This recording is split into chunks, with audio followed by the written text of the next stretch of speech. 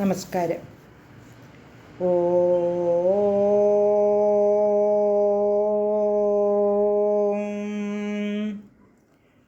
ഓ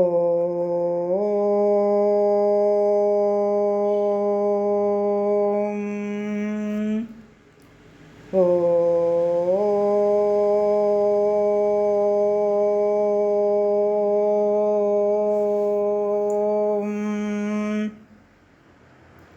സർവമംഗളമംഗല്യേ ശിവേ സർവാർത്ഥസാധികേ ശരണ്യേ ത്രയംബകേ ഗൗരി നാരായണി നമോസ്തുതേ. ഓം മഹാദേവ്യേ നമഃ.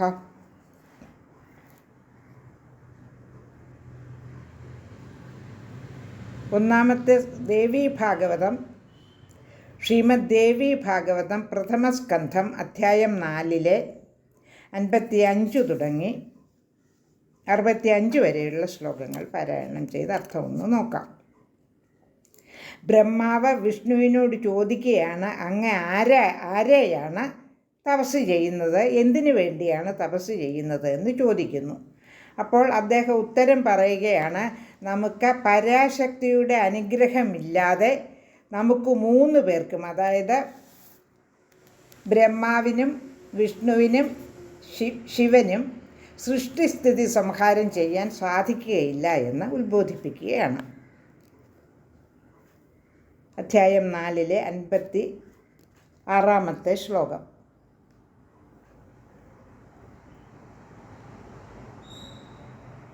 യദിച്ഛപുരുഷോ ഭൂത്വാ വിചരാപി മഹാർണവേ കച്ഛപക്കോലസിംഹച്ഛ വാമനച്ഛയുഗേ യുഗേ. ആ പരാശക്തി ഇച്ഛിച്ച രൂപത്തിലായി തീർന്ന ഞാൻ മഹാസമുദ്രത്തിൽ സഞ്ചരിക്കുന്നു.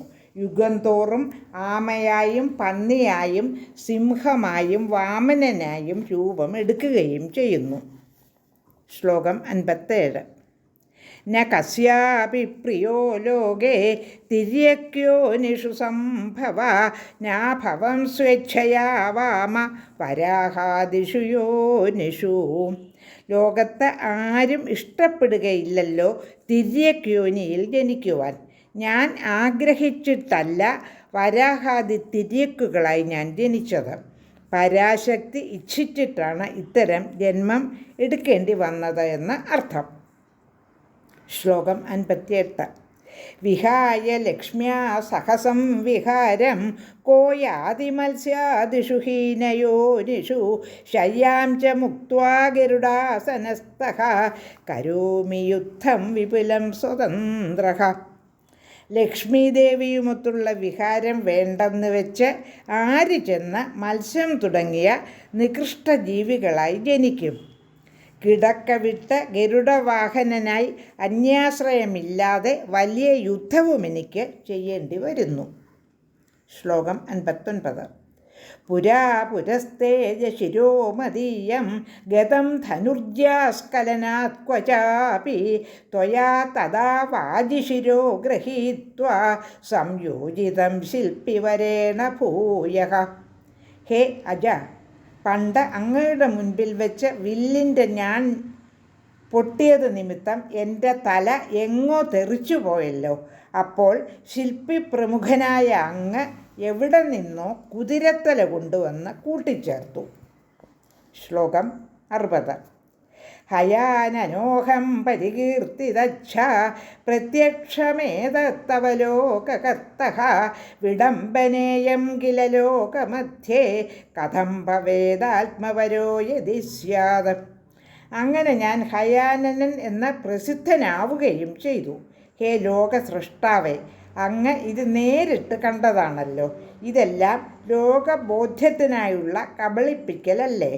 സ്വതന്ത്രനായിരുന്നെങ്കിൽ ഇങ്ങനെയൊക്കെ സംഭവിക്കുമോ? ശ്ലോകം 61. തസ്മാന്നഹം സ്വതന്ത്രോസ്മി ശക്ത്യാധീനോസ്മി സർവഥാ താമേവ ശക്തിം സതതം ധ്യായാമി ച നിരന്തരം.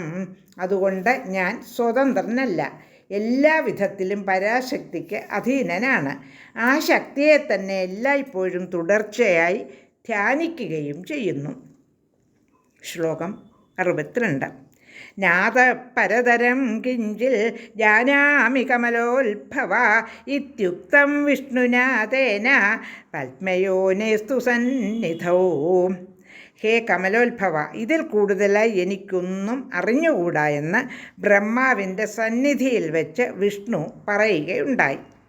നാരദ ഉവാച തേന ചാപ്യഹമുക്തോസ്മി തഥൈവ മുനിപുങ്കവ തസ്മാത് ത്വമപി കല്യാണ പുരുഷാർത്ഥാപ്തിഹേതവേ അസംശയം ഹൃദം ഭോജേ ഭജ ദേവീ പദാംബുജം സർവം ദാസ്യതി സാ ദേവി യദ്യദിഷ്ടം ഭവേത്തവ.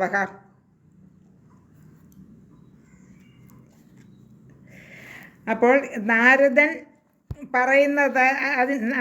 പറയുന്നതിനിടയ്ക്കാണ് ഈ കഥ വരുന്നത്. നാരദൻ പറഞ്ഞത്, എൻ്റെ അച്ഛനും ഇതേ ചോദ്യം തന്നെ എന്നോട് ചോദിച്ചു, ആരെയാണ് ധ്യാനിക്കുന്നതെന്ന്. അതിനുത്തരം പറയുകയായിരുന്നല്ലോ ഇപ്പോൾ. വിഷ്ണു പറഞ്ഞ പ്രകാരം തന്നെ എൻ്റെ പിതാവായ ബ്രഹ്മദേവൻ എന്നോടും പറഞ്ഞു, ഞാൻ ആരാധിക്കുന്നത് ദേവിയെയാണെന്ന്. അതുകൊണ്ട് സംശയിക്കേണ്ട, അങ്ങും ഹൃത്കമലത്തിൽ ദേവീ തൃപ്പാദങ്ങൾ തന്നെ ഭജിച്ചു കൊള്ളുക. അങ്ങേക്ക് അഭീഷ്ടമെന്തോ അതെല്ലാം ആ ദേവി നൽകും.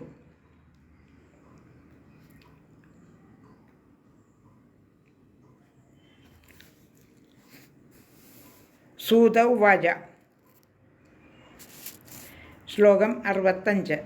നാരദേനൈവ മുക്തസ്തു വ്യാസഃ സത്യവതീ സുതാ ദേവീ പാദാബ്ജനിഷ്ണാത തപസേ പ്രയാഗിരൗ. നാരദൻ ഇങ്ങനെ പറഞ്ഞത് കേട്ട് സത്യവതീപുത്രനായ വ്യാസൻ ദേവീ പാദം തന്നെ സ്മരിച്ചുകൊണ്ട് തപസ്സിനായി മേരുപർവ്വതത്തിലേക്ക് പോയി. ഇതിനിടയ്ക്ക് പല ഉപകഥകളും വരുന്നതുകൊണ്ട് നമുക്ക് കൺഫ്യൂഷൻ തോന്നാം.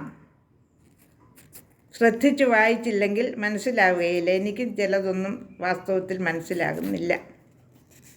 സൂതനും ഋഷിമാരും തമ്മിലുള്ള സംവാദത്തിനിടയ്ക്ക് വരുന്ന ഓരോ കഥകളാണ്. അപ്പം നാരദൻ അന്ന് തൻ്റെ അച്ഛനോട് ചോദിച്ചു, അച്ഛൻ ആരെയാണ് ധ്യാനിക്കുന്നത്? അപ്പോൾ ബ്രഹ്മാവ് പറഞ്ഞത് വിഷ്ണുവിനെയാണെന്നാണ്. ഇപ്പോൾ വ്യാസൻ നാരദനോട് ചോദിച്ച ചോദ്യത്തിനുത്തരം നാരദൻ പറഞ്ഞതാണ് ഇടയ്ക്ക് ഈ കഥയായിട്ട് വന്നത്. നാരദൻ ഇങ്ങനെ പറഞ്ഞത് കേട്ട സത്യവതീപുത്രനായ വ്യാസൻ ദേവീപാദം തന്നെ സ്മരിച്ചുകൊണ്ട് തപസ്സിനായി മേരുപർവ്വതത്തിലേക്ക് പോയി. ഇത് ശ്രീദേവി ഭാഗവതേ പ്രഥമസ്കന്ധേ ചതുർത്ഥോധ്യായം സമാപിച്ചു. ലോകാ സമസ്ത സുഖിനോ ഭവന്തു.